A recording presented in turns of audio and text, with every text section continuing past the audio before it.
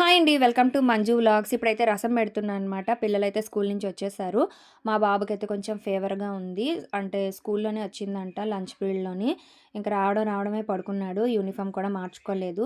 సరే ఫీవర్‌గా ఉందని చెప్పి కొంచెం రసం అయితే పెట్టేస్తున్నాను. ఇంకా ఒక్కసారే పడుకొని లేచిన తర్వాత అన్నం పెట్టేద్దాం అని చెప్పి రసం అయితే పెట్టేశానండి. ఇవేంటి అంటే చియా సీడ్స్ అనమాట. చెప్పాను కదా నా ఫస్ట్ వీడియోలో చియా సీడ్స్ తాగితే చాలా మంచిదని. ఇవి ఎంత నానితే అంత మంచిదనమాట. అందుకే ఇప్పుడే నానబెట్టేసి పక్కనైతే పెట్టేసుకున్నాను. ఇంకా రసం కూడా అయిపోతుంది. పనిలో పనిగా రైస్ కూడా కడిగి పెట్టేశానండి. ఇంకా వీటితో నంచుకోవడానికి నేను నేతప్పడాలైతే ఏపుతున్నాననమాట. నేతప్పడాలు చాలా బావుంటాయండి. మా వీధిలోకి ఒక అంకుల్ వస్తారని చెప్పాను గదా!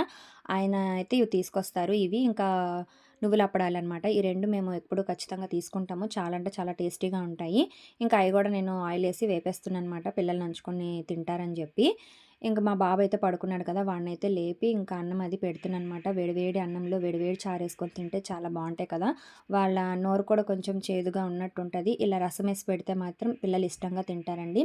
ఇంకా ఈరోజు మా స్పెషల్‌గా కర్రీ ఏంటి అంటే క్యాబేజీ ఫ్రై చేశాను. మా అమ్మాయి అయితే ఏడుస్తుందనమాట ఆ కర్రీ వద్దని చెప్పి. ఎలాగో తినిందనమాట. మొత్తానికి భోజనాలయిపోయిన తర్వాత గిన్నెలయి తోమేసుకుంటున్నామండి. మేము నైటే ఇట్లా క్లీన్ చేసేసుకుంటాము. ఇంకా ఇదేంటి అంటే చియా సీడ్స్ అండి చెప్పాను కదా! ఇందాక నానబెట్టాను కదా! అదే అనమాట.